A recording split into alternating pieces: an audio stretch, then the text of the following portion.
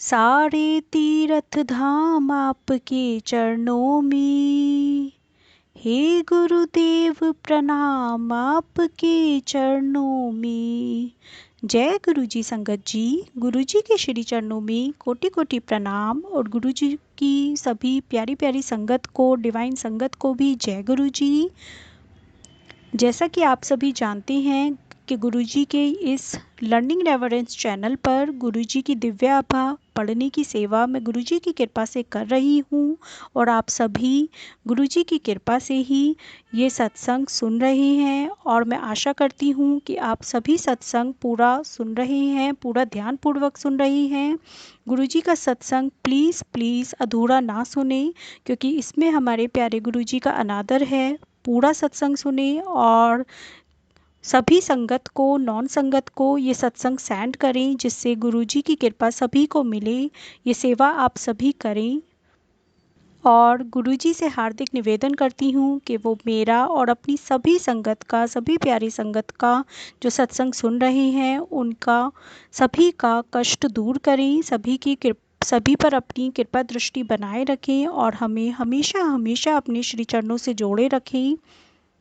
और अगर आपने अभी भी ये चैनल सब्सक्राइब नहीं किया है तो प्लीज़ प्लीज़ गुरुजी की सत्संग सुनने के लिए ये चैनल गुरुजी का लर्निंग नेवर एंड्स सब्सक्राइब करें और गुरुजी के सत्संग सुनते रहें। मैं गुरुजी का सत्संग 28 स्टार्ट करती हूँ गुरुजी के दिव्य मंत्र के साथ। ओम नमः शिवाय, शिवजी सदा सहाय। ओम नमः शिवाय, गुरुजी सदा सहाय। सत्संग 28 ये सत्संग जीतू अंकल का है, गुड़गांव से। वर्ष 2006 में होली से 2 दिन पूर्व देर रात्रि में अपनी बहन से फ़ोन पर वार्ता होते ही मैं अपने पिता की शैया के पास पहुंचा। अति उच्च रक्तचाप के कारण उनको कुमाऊं की तराई में स्थित हल्द्वानी शहर के एक चिकित्सालय में गहन सेवा केंद्र में प्रविष्ट कराया गया था। मेरी बहन से फ़ोन पर समाचार मिलने के तुरंत बाद मेरी पत्नी और मुझे समझ आया कि गुरुजी इसकी चेतावनी पहले से ही देते रहे थे। फरवरी 2006 में शिवरात्रि के पूर्व शीतकाल में जब मेरे पिता भीमताल से गुड़गांव हमारे साथ रहने आए थे तो गुरुजी ने उनके बारे में पूछा था। गुरुजी जानना चाहते थे कि क्या वह शिवरात्रि से पहले ही घर वापस चले गए हैं, जो सत्य था। गुरुजी ने एक अन्य भक्त, मेरे मामा जी कर्नल जोशी सेवानिवृत्त के द्वारा संदेश भी दिया था कि मेरे पिता मेरे पास रहने के लिए आ जाएं। गुरुजी के इस भविष्य सूचक कथन को हमने अनसुना कर दिया था। अतः मेरे पिता उच्च रक्तचाप के दौरे से बच नहीं पाए। जब यह अनहोनी हुई, वह हल्द्वानी से वापस भीमताल अपने घर जा रहे थे।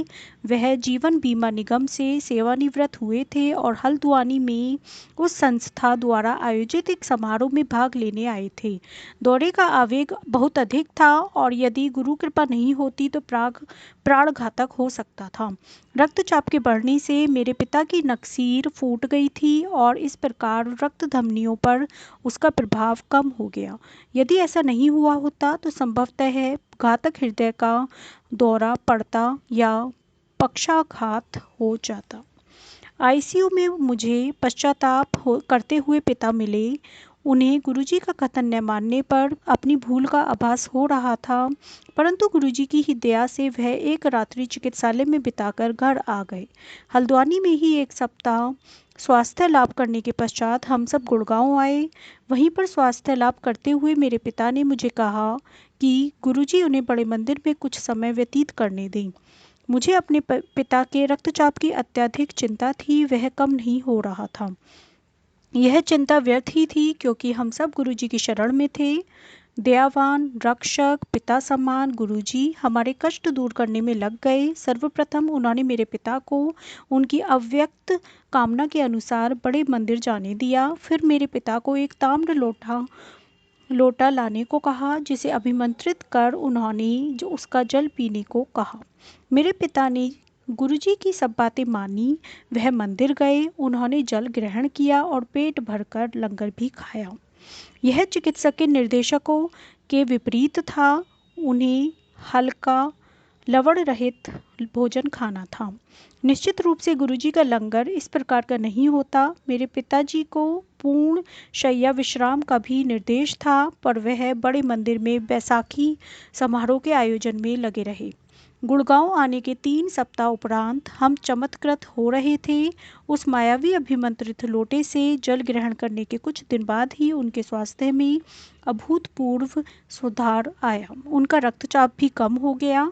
गुरुजी के आशीर्वाद से न केवल रक्तचाप कम हुआ, उससे चिकित्सक की दी हुई औषधियाँ भी व्यर्थ हो गई। एक बार पुनः आस्था और विश्वास ने चिकित्सा विज्ञान को चुनौती दी थी। मेरे पिता के लिए गुरुजी जीवन रक्षक सिद्ध हुए हैं। मेरी पत्नी और मुझे गुरुजी की दया और कृपा के इतने अधिक सुअवसर प्राप्त हुए हैं कि उनका हृदय से आभार प्रकट करने के लिए हमारे पास तो शब्द ही नहीं है।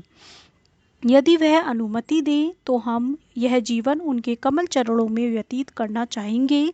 गुरुजी को सदा हमारा सादर प्रणाम। ये सत्संग जीतू अंकल के हैं, गुड़गांव से। जय गुरुजी। अनंतम अनंतम अनंतम शुक्राना गुरुजी।